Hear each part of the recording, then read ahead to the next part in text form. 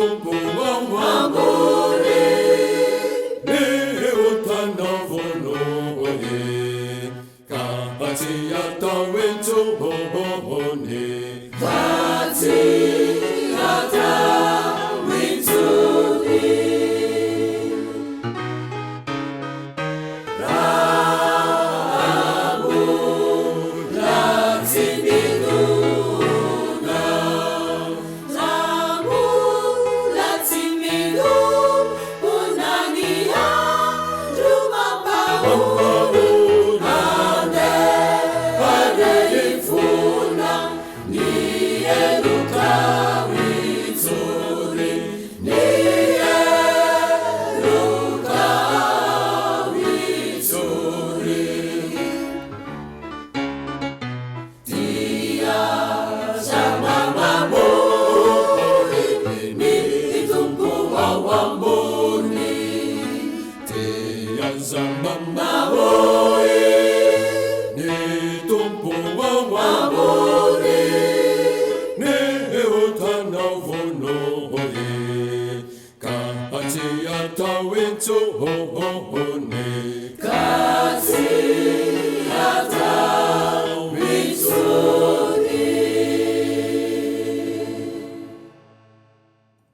dia hivavaka isika. Ry Jehovah Andriamanitra arainay io, Andriamanitra tsara ianao, maneho ny safidy ho anay koa manao fanomponanao. Komendrika anao Tompo ny saotra, ny dera, ny laza, eny ny voninahitra mandrakizay no inarinao masina, satria Andriamanitra mpanafaka ianao. Tompo, mpanotsy izahay, ko no fahotanay dia mamindra fo aminay. Sosao madio izay mba fakely ka ardio izay mba fampahotana. Fa ny fananao masina izay raha indray Mofonaina avy aminao, azonay mandinika ny tenanay. Aminaran'i Jesosy Kristy no vanay izany mivavaka izany. Amen. Ny Mofonaina ho antsika amin'ny teny ity ravina malala dia hitanao amin'ny bokin'ny Deuteronômy, toko 70, ny 1-10 hatramin'ny 20. Mivaky toy izao aminaran'i Jesosy. Indry efa nataoko teo anolohанao androany ny fiainana sy ny soa ary ny fahafatesana sy ny loza. Tamin'ny nandidiko anao androany ho tian'i Jehovah Andriamanitra ao, ka andeha amin'ny lalany ary hitandrina ny didiny sy ny lalàny ary ny fitsipiny. Mba ho velona ianao ka hiamaro, ary mba hitahin'i Jehovah Andriamanitra ao anao any amin'ny tany izay efa hidirana ho lovany. Fa raha mivily kosa ny fonao, ka tsy miaina ianao, fa voataona iankoa ka ho natrehan'izay Andriamanitra hafa sy hanompo azy, dia lazaiko aminareo anio fa ho ringana tokoa ianareo, ary tsy ho maro andro eo amin'ny tany izay efa hidirana ho lovany rehefa tafitany Jordany ianareo. Miantso ny lanitra sy ny tany ao anio, ho vavimbelona aminareo, fa efa nataoko teo anolohana ny fiainana sy ny fahafatesana, ary ny fitahiana sy ny fanzonana. Ko mifidiana ny fiainana, mbo vely ianao sy ny taranakao. Dia anio ty an'i Jehovah Andriamanitra ao ianao, ka hihaino feo ny sy fikitra aminy. Fa izany no fiainanao sy fahamaron'ny andronao, mbo honenanao eo amin'ny tany izay nianianan'i Jehovah tamin'ny Abrahama sy Isaka ary Jakoba razanao omena azy. Amen. Ray masino, manamasinana ny fahamarinana, ny teninao ny fahamarinana. Amen. Ravina malala ho aminao mandrakariva ny fiadanan'i Jesosy Kristy ilay Andriamanitra monina tamintsika ary name fanamasina ihany koa. Mofonaina ho antsika tamin'ny teny ity no vakiana tamintsika teo dia ny Deuteronomia toko 70 1-10 hatramin'ny 20. Naneho fananarana manoloana ny fanekena izay natao, ka misy safidy voalaza eto. Mifidiana sao ianao indray ny fidiana. Dia izao ny voalaza no 20. Ko mifidiana ny fiainana, mbo velona ianao sy ny taranakao. Safidy roa mazava tsara ravy nataon'ny Tompo eo anoloantsika anio, na ny fiainana sy ny fitahiana, na ny fahafatesana sy fahanzonana. Fotoana lehibe tahaka ny fotoam-pifidianana rehetra izao fotoana izao, tsy misy safidy maro azo atao fa iray ihany. Efa nanao fampelezan-kevitra Andriamanitra hatrany amin'ny 1 amin'ity toko 70 ity, ka nanambarany fa raha mitandrina ny didiny isika dia feno fitahiana ny fiainantsika, ary raha tsy meny kosa dia feno ozona. Dia manamafy izy eto ny fifidianana ny fiainana. Ry havana malala, mbola azonao atao tsara ny mifidy ireo isan'andro, saingy anio kosa dia mila manao fanapa-kevitra lehibe ianao. Fa raha tsy safidy ianao anio, dia ny fahafatesana no mifidy sy androbaka anao. Ilay ratsy no safidy ianao ho mpanompony raha tsy mazava ny fanapa-kevitra ao. Ny fisafidiananao ny ain'ny tenin'Andriamanitra izay mitondra anao amin'ny fitahiana, no anananao hery tsy hiborika any amin'ny lalam-pahafatesana. Nahoana ary no mbola te ho faty ihany isika? Ry havana malala, mifidiana ny fiainana, mba ho velona ianao sy ny taranakao. Saina izany dia an'Andriamanitra irery ny voninahitra. Andeha hivavaka isika. Andriamanitra misaotra noho ny Mofonaina nomenao anay, izay lazanao ny safidy tsara tokony raisinay satria manome fahavelomana ho anay izany. Tompo, vavaka anao izay ho amin'ny firenenay, hitanao ny fahantrana, ny fahasahiranana, vidim-piainana lafo vonjeo izahay.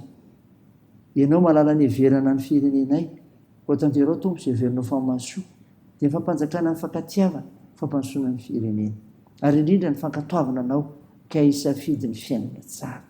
Mivavaka aminao izay ho andreo marary, hitahinao ireo manana andraikitra amin'izany koa, ampiononao ireo manamanjo, anohanao ireo marivo-zokiolona sy ireo sahirana. Tahi Tompo ny fianjakazahanay, ny asa fivelomana, ny fikasana, ny fianarana, Nivavakay dia atao aminaran'i Jesosy Kristy mpamonjy anay.